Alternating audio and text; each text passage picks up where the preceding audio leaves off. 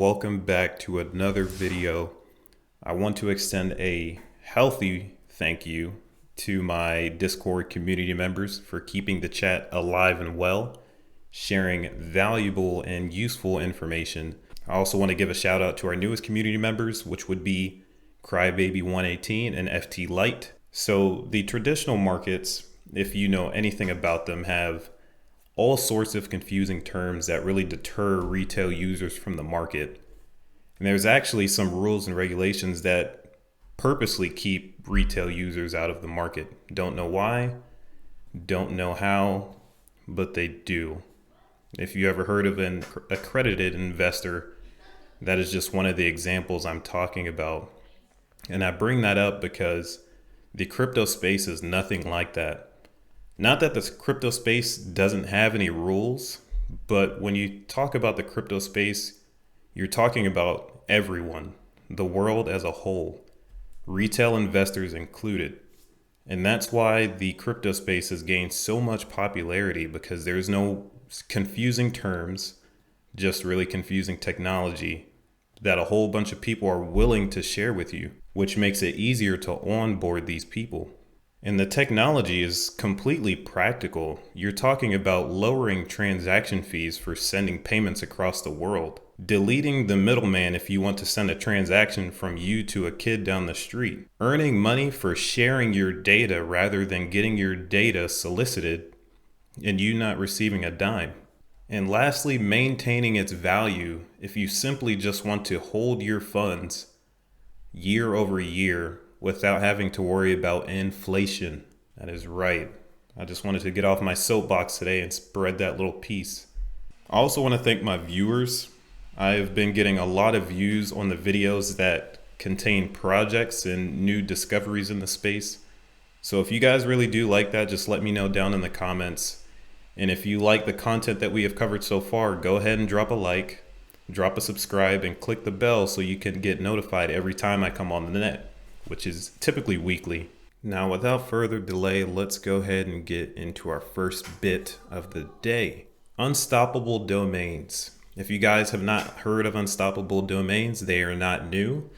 They have been around the crypto space for a long time. And their background is being a Web3 NFT domain name provider. They have collaborated and introduced all kinds of wallets today to simplify peer-to-peer crypto transactions and break down the silos that exist in traditional payment systems.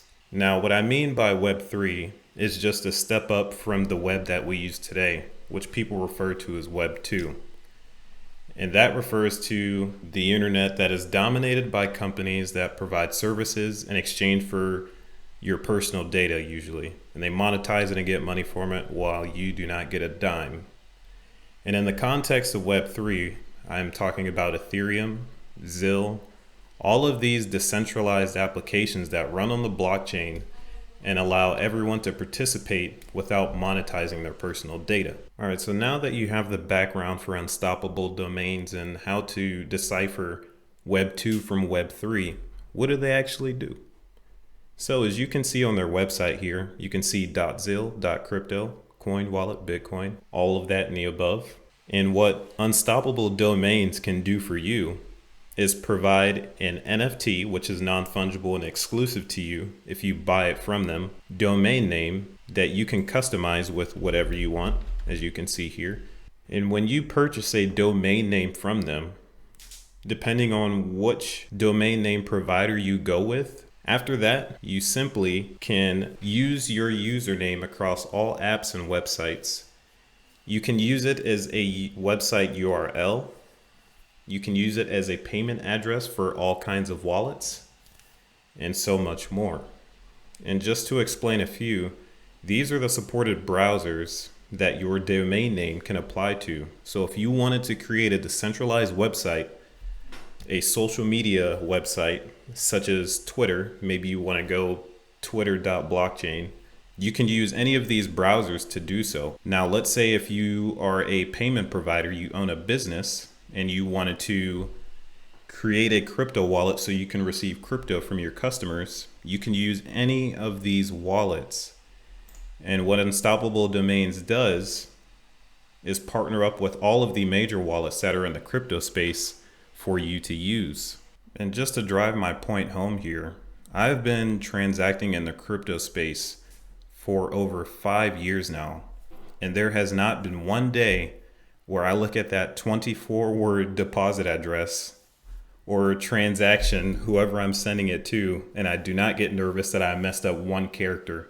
Even if I copy and paste, I still check the first 5 and the last 7. I don't know why, it's just a habit of mine, but it's almost a heart attack when I click send and my transaction takes a while to get to the end point wherever I'm sending it. And that's what Unstoppabledomains is here to do. So rather than dealing with that 24-word deposit address, you can deal with mdigital.crypto or mdigital.x, as you can see here. Typically, the shorter your name is, it will be more expensive because anyone else can create that name either on accident or if they're just trying to play around with what their name would be. If your name is a bit longer, like if I spelled out Morman Digital, it's a bit cheaper. If I just did M Digital, it would be a little bit more expensive, but that's not to worry. I have my cart queued up here because I do plan on purchasing the M Digital domain so we can have one for our channel. And I believe you guys should have one as well. I don't see the reason why we should continue using those 24-word deposit addresses when we could simply just use a name that we create. Add some more personal touches to the crypto space. Now, if you guys remember when I was talking about the Strike wallet settling transactions for merchants all around the world, I think it would be such a great idea if Strike had a wallet with Unstoppabledomains. I have not checked all of their wallets yet, so maybe they do.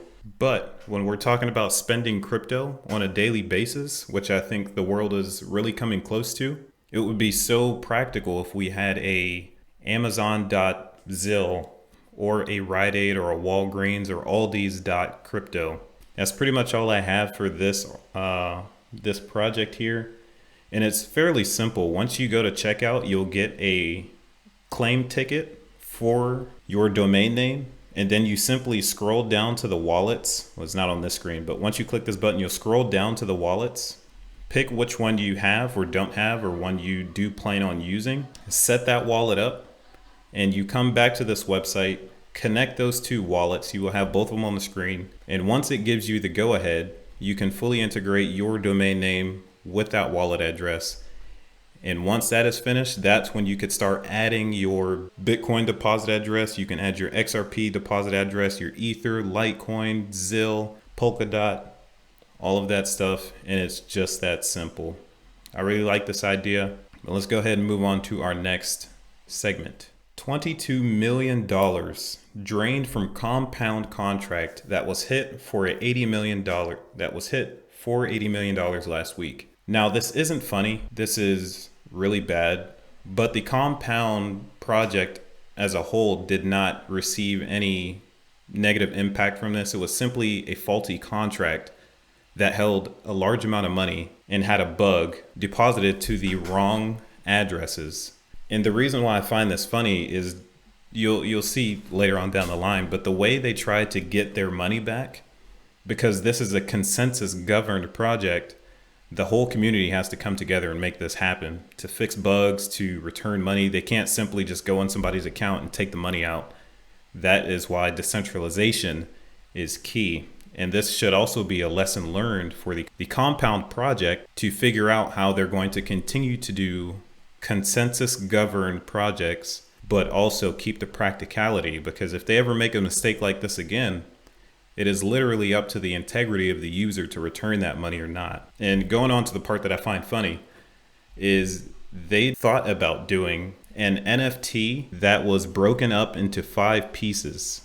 And those 5 pieces would make up the CEO of that project. So you'd have an NFT broken up into 5 pieces that would make one full picture of Robert Leshner, which is their project lead. And they called it like the 5 pieces of Zodiac, as you would from the Yu-Gi-Oh card game. But now that I explain it, it's not that funny. You would just have to be there to see the whole thing happen in real time.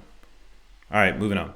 El Salvador introduces fuel subsidy of 20 cents per gallon to locals who pay in BTC. Now, El Salvador keeps popping up in the news because they are really pushing this Bitcoin transaction frenzy, and also really just owning the fact that they have taken a digital currency and made it legal tender, which I can applaud them for, because they keep getting noses turned up towards them. But hey, they're doing their thing. They lowered gas prices. Now, reading on down here, describing the news as positive for the pockets of Salvadorians, the president announced the subsidy via Twitter on Thursday. He's very active on Twitter. I've seen this as well.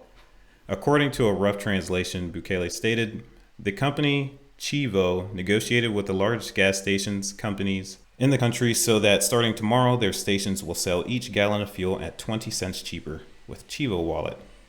So they're encouraging their people to continue using Bitcoin, which is really neat because, as we know, the number one coin, the first generation, we'll see how it handles this test. El Salvador is a pretty small country when it comes to ranked by GDP. I believe they're somewhere around the top 100, around 114 or so. But overall, it's a good test. The president said the country would take the brunt of the price cuts. Obviously, somebody has to lose money here for them to do something like this, because international fuel prices are actually on the rise. But through cryptocurrency, the government actually made enough money to be able to take the hit of this for approximately 1 year. And the locals didn't believe him. They thought, what is this going to come out of our taxes? What are you doing?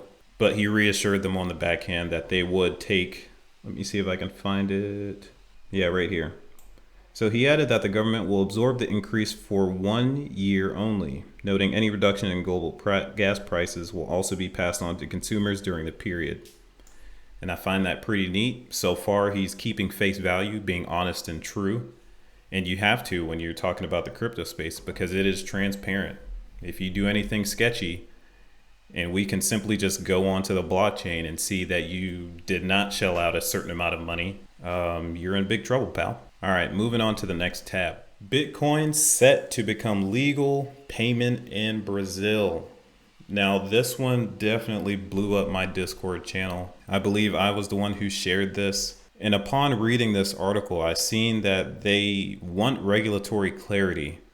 So right now, it's kind of just a gray space with crypto or Bitcoin as a whole. They just talk specifically about Bitcoin, but I'm applying this to the whole crypto space because everyone wants regulatory clarity. And with countries witnessing what El Salvador did, and they're doing just fine, they're keeping their heads above water, more countries are going to come out doing this. I spoke about this on a few videos back. I think it was my 4th or 5th video. But Latin America, I believe they're going to come together. And Brazil is a very large country. I believe they're top 7 in GDP. I have that on the next tab over here, but we'll see.